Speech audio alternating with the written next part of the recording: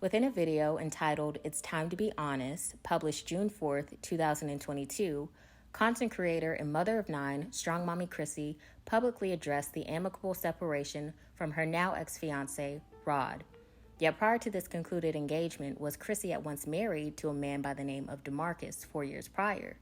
Due to DeMarcus abruptly leaving Chrissy during the 3rd trimester of her 9th pregnancy, which would be the couple's 3rd child, an estrangement was sustained between the two. And according to Chrissy, this separation was derived from growing indifferences. Throughout conflict, DeMarcus reasoned he was under too much pressure and needed some space. So within the heat of frustration, accompanied by pregnancy hormones, Chrissy then suggested that her husband should leave, at which DeMarcus took advantage of the loosely spoken invitation and was on the first flight to Texas the next day. As the marriage further concluded, it was later revealed that DeMarcus didn't merely need space due to domestic affairs, but in fact, he was quite literally having an affair. And not only did he have an affair, but a child was conceived from his indiscretions. So the same time Chrissy found out she was pregnant likely was within the span of time the other woman found out she was pregnant as well. Ultimately, DeMarcus left his wife, Chrissy, and their 9 children destitute to be with the other woman. Moreover, as the separation was finalized between Chrissy and DeMarcus, Chrissy would later be introduced to her now ex-fiancé Rod via a mutual friend.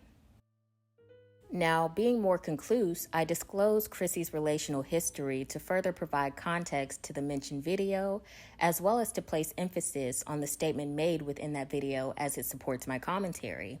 When discussing her relational choices, Chrissy mentioned that often she pursued relationships, and more specifically her previous relationship with Rod and likely DeMarcus, because she felt she deserved to be loved.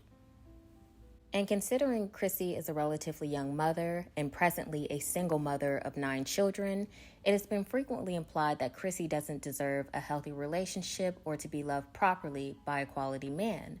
Thus, such prejudice further stigmatizes single mothers like Chrissy, as these baseless implications limit a single mother's romantic opportunities. Chrissy even alluded that as a single mother, you are susceptible to dating, marrying, or being fianced to unlikely men due to the consideration of availability and circumstantial acceptance rather than compatibility. So when Chrissy simply stated that she pursued her previous relationships because she deserved a good relationship, because she deserved a good man, I completely understood her sentiments and further resonated with that remark as it served as a personal revelation. Although I am not a single mother or a mother at all, I understand the plights of existing within an unrequited love. I know how it feels to be in a relationship where your unjust treatment is unprovoked. I know what it's like to have your efforts go without acknowledgement through acts of reciprocity. I know what it's like to give someone everything and that not be enough. So when Chrissy acknowledged her pursuit of less rewarding relationships because she wanted a love that she felt she deserved, I completely understood her perspective and respected her honesty.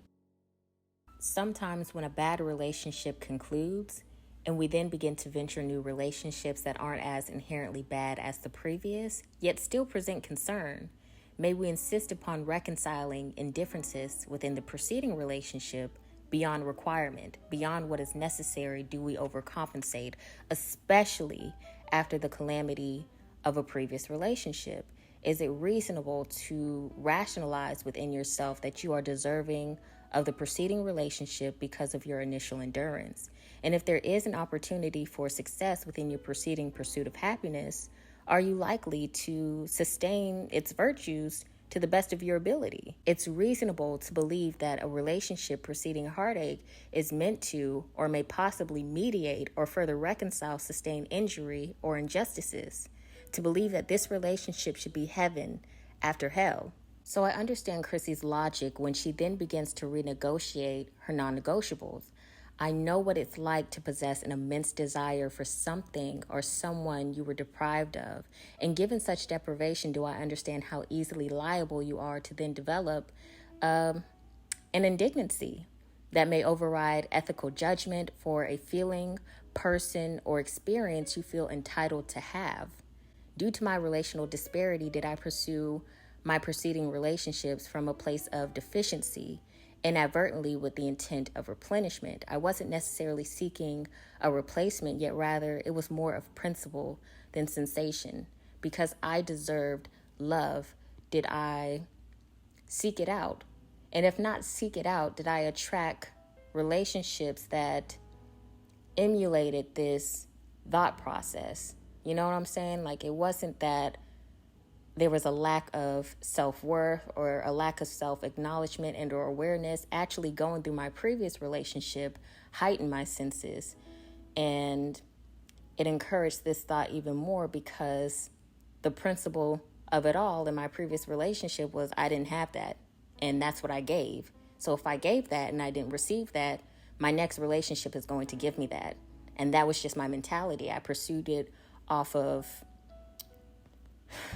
a call of judgment, for the lack of better wording or phrasing, than it was a sentimental yearning. You know, it wasn't that, oh my God, I need a man to give me love. I need a relationship to make me feel desirable. No, I just didn't get it the first time, and I want it the second time.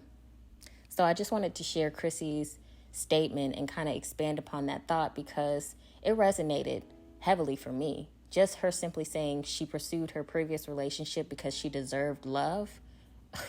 That spoke volumes to me, and hopefully it does the same for you all. So if you enjoyed my commentary, you can like, comment, subscribe, do whatever the hell you want to do. But thank you for listening.